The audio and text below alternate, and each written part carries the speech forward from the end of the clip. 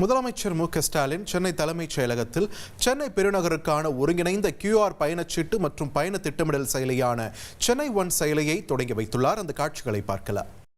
தொடர்ந்து கூடுதல் தகவல்களை வழங்க இணைகிறார் எமது செய்தியாளர் பாஸ்கர். வணக்கம். இந்த சென்னை ஒன் செயலி, இதனுடைய பயன்கள் என்னென்ன, சிறப்பம்சங்கள் என்னென்ன, விரிவா பதிவு பண்ணுங்க.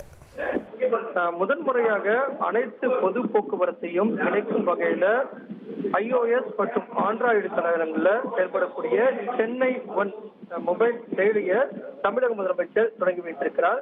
இந்த செயலி என்பது பேருந்து, புறநகர் ரயில், சபர்பன் ரயில், மெட்ரோ ரயில், கேப், ஆட்டோ அதனுடைய அனைத்து விதமான செயல்பாடுகளையும் இணைக்கும் வகையில ஒரே ஒரு QR பயணச்சீட்டு மூலமாக ஒருங்கிணைக்கக்கூடிய நடவடிக்கை தான் சென்னை ஒன்கிற கேப்.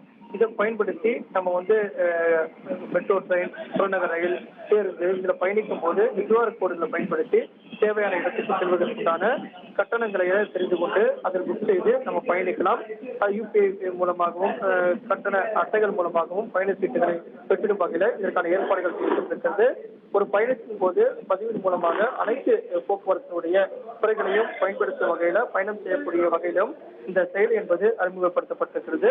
தமிழக முதலமைச்சரால் ஆங்கிலம், தமிழ், தெலுங்கு, கன்னடம் என பல மொழிகளில் மக்கள் பயன்படுத்தும் வகையில உருவாக்கப்பட்டிருக்கிறது. சென்னை ஒன்று தமிழ்ல இங்கிலீஷ் சென்னை ஒன் என்ற செயலி அறிமுகப்படுத்தப்பட்டிருக்கிறது.